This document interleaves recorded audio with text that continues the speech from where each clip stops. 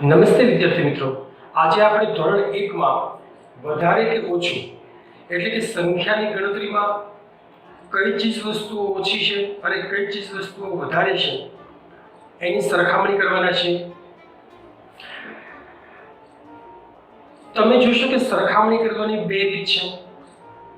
કાં તો તમે એ વસ્તુઓને સરખાવો અને કાં તો તમે એ વસ્તુઓને ગણો અને મોટી સંખ્યા કઈ છે નાની સંખ્યા કઈ છે તે નક્કી કરો।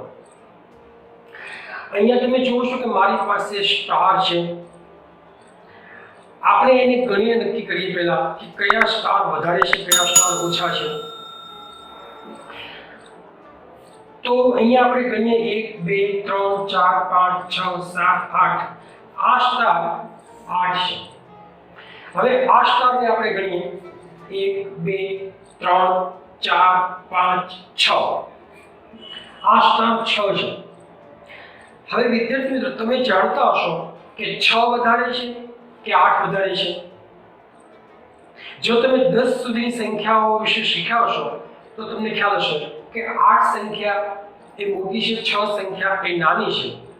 એટલે આ વધુ છે અને આ સ્ટાર છે તે ઓછા છે, આના કરતા ઓછા છે। વિદ્યાર્થી મિત્રો, સરખામણીની એક બીજી રીત પણ છે કે તમે આ સંખ્યાઓને જોડો। જોડ્યા પછી તમે નક્કી કરશો કે જેમાં સ્ટાર વધે તે સંખ્યાઓ વધારે છે, તે સ્ટાર વધારે છે। તો આપણે જોડીએ। આપણે બંને બાજુથી એક એક સ્ટાર જોડતા જોઈએ। હું આને આની સાથે જોડું છું, આને આની સાથે જોડું છું, આને આની સાથે જોડું છું, આને આની સાથે જોડું છું, આ સ્ટારને આની સાથે જોડું છું અને આ સ્ટારને આની સાથે જોડું છું। તમે જોશો કે એક એકની જોડી બનાવ્યા પછી અહીંયા બે સ્ટાર વધે છે। અહીંયા તમે જોશો કે આમાં બે સ્ટાર વધારે છે, તો આ સંખ્યા વધારે છે, આ સંખ્યા ઓછી છે। વિદ્યાર્થી મિત્રો, કઈ સંખ્યા ઓછી છે કઈ સંખ્યા વધુ છે એના માટે મેં અહીંયા એક કોષ્ટક આપ્યું છે જેમાં નીચે સંખ્યાઓ લખી છે અને ઉપર એ સંખ્યાઓની જેટલા ફૂલ મૂક્યા છે। તમે પણ તમારી વર્કબુકમાં કે પાટીમાં કે નોટબુકમાં આ સંખ્યા પ્રમાણે આવી કોઈ પણ ચીજ વસ્તુઓ છે, દડા છે, મીંડા છે, એને ગણો અને દોરો તો તમને ખ્યાલ આવશે કે જેમ જેમ સંખ્યા એ ચિત્રોની વધતી જાય તેમ સંખ્યા મોટી છે। તમે અહીંયા જોશો કે એકમાં એક જ ફૂલ છે તો એક એ બે કરતા નાના છે કારણ કે બે માં બે ફૂલ છે। આ રીતે તમે સરખામણી કરો તો 8, તમે 8 માં જોશો કે 8 માં 8 ફૂલ છે અને અહીંયા 4 ની ગણતરી કરીએ તો 4 માં 4 ફૂલ છે। એટલે કે આમાં ફૂલ ઓછા છે, આમાં વધારે છે। એટલે 8 મોટા છે, 4 નાના છે। એટલે કોઈ પણ ચીજ વસ્તુઓ ગણ્યા પછી તમે સરખાડશો કે જેમાં ગણતરીમાં જેમાં સંખ્યા વધારે તે વધુ, ગણવામાં જે સંખ્યા ઓછી તે સંખ્યા નાની અને તે વસ્તુ ઓછી। તમે એકબીજા સાથે જોડી બનાવીને પણ કરી શકો। તમારી પાસે તમારા ઘરે તમે અલગ અલગ કોઈ પણ બે ચીજ વસ્તુઓ જેમ કે લખોટી છે, કાંકરાઓ છે, મણકા છે, એને અલગ અલગ સંખ્યામાં લો અને બંનેને એક એક જોડી કરીને મૂકતા જાઓ। બંનેની જોડી બન્યા પછી છેલ્લે જે જથ્થો જે વસ્તુ વધે તે સંખ્યા વધે। આપણે બીજી આવી જ સંખ્યાઓ ગણીએ। અહીંયા તમે જોશો કે મારી પાસે પર્ણ અને મણકાઓ છે। આપણે ફરીવાર સૌથી પહેલા ગણીને નક્કી કરીએ ત્યાર પછી જોડીએ। અહીંયા તમે જોશો કે 1 2 3 4 5 મારી પાસે 5 પર્ણ છે। અહીંયા આપણે ગણીએ તો મણકાઓ 1 2 3 4 5 6 7 મણકાઓ છે। હવે તમે આપણા સંખ્યાના કોષ્ટકમાં જોશો તો 7 એ 5 પછી આવે છે અને 7 માં સંખ્યા વધારે છે। તો આ સંખ્યા એ વધુ છે, આ છે એ 7 કરતા ઓછું છે। વધુ એક ઉદાહરણ જોઈએ। હવે આની જોડી બનાવીને આપણે નક્કી કરીએ। તમે જોશો કે હું આની જોડી બનાવીશ, આની જોડી હું આની સાથે બનાવું છું, આની જોડી હું આની સાથે બનાવું છું, આની જોડી હું આની સાથે બનાવું છું, આને આપણે આની સાથે જોડીએ અને આ કર્ણને આ મણકા સાથે જોડીએ તો આટલી જોડી બનાવ્યા પછી તમે અહીંયા જોશો કે બે મણકાઓ એવા વધે છે કે જેની જોડી પાન સાથે બનતી નથી.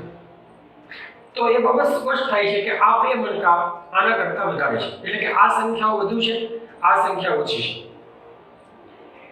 એક હજી ઉદાહરણ જોઈએ આપણે. અહીંયા મારી પાસે બે બોક્સમાં કેટલાક સફરજન છે, કેટલાક અંજીર છે. એને આપણે ગણીને નક્કી કરીએ કે સફરજન વધારે છે કે અંજીર. તો સૌથી પહેલા આપણે અંજીર ગણીએ.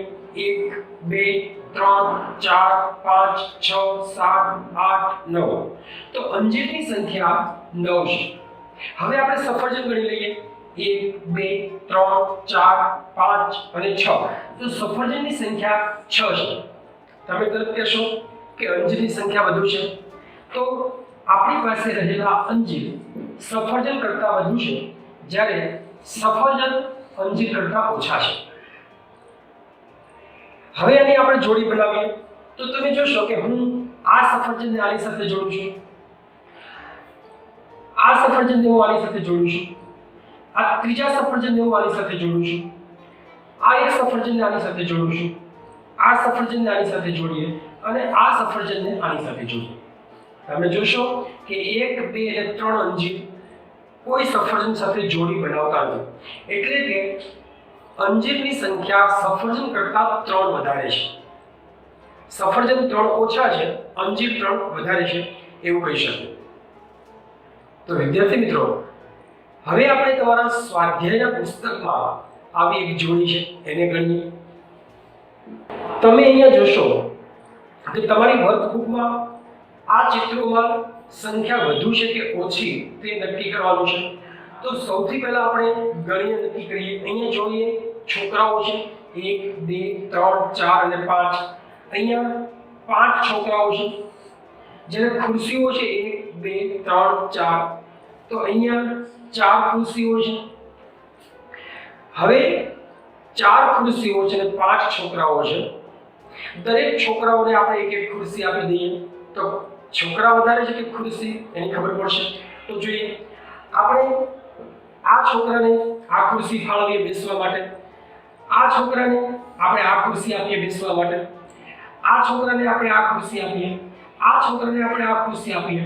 તો તમે જોશો કે એક છોકરો વધે છે કે જેમની પાસે ખુરશી નથી. તો અહીંયા સ્પષ્ટ થાય છે કે છોકરાઓ વધારે છે, ખુરશીઓ ઓછી છે. આ જ રીતે અહીંયા પતંગિયાઓ છે. આપણે પતંગિયાને પણ આ રીતે જોડીએ, ફૂલ ઉપર બેસાડીએ. તો આ પતંગિયું આ ફૂલ ઉપર બેસે, આ પતંગિયું આ ફૂલ ઉપર બેસે અને આ પતંગિયું આ ફૂલ ઉપર બેસે. તો તમે અહીંયા જોવો છો કે બે ફૂલ વધે છે, પતંગિયું કે વધતું નથી. તો અહીંયા એ બાબત સ્પષ્ટ થાય છે કે ફૂલ વધારે છે, એટલે આપણે અહીંયા ટીક માર્ક કરીએ છીએ. જ્યારે પતંગિયા ઓછા છે. કેટલા ઓછા છે? તો તમે જોઈ શકો છો કે બે ફૂલ વધે છે તો બે પતંગિયા ઓછા છે, અથવા તો પતંગિયા કરતા બે ફૂલ વધારે છે.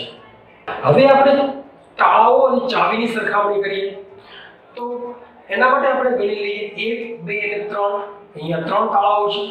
ચાવીઓ ગણીએ 1 2 3 4. તો અહીંયા 4 ચાવીઓ છે. જે વિદ્યાર્થી મિત્રો 1 થી 10 સંખ્યાને સારી રીતે જાણે છે તેને ખબર પડી ગઈ છે કે 4 ચાવીઓમાં એક ચાવી વધારે છે. જે લોકોને 10 સુધીની ખબર નથી, ચલો આપણે જોડીએ.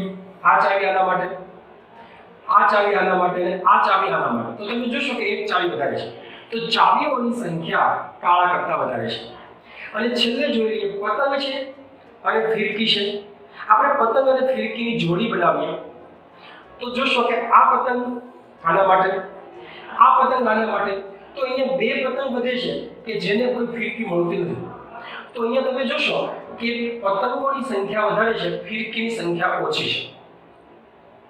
તો તમે પણ તમારી આસપાસની ચીજ વસ્તુઓમાં કઈ ચીજ વસ્તુઓ ઓછી છે, કઈ ચીજ વસ્તુઓ વધારે છે એ ગણીને નક્કી કરો.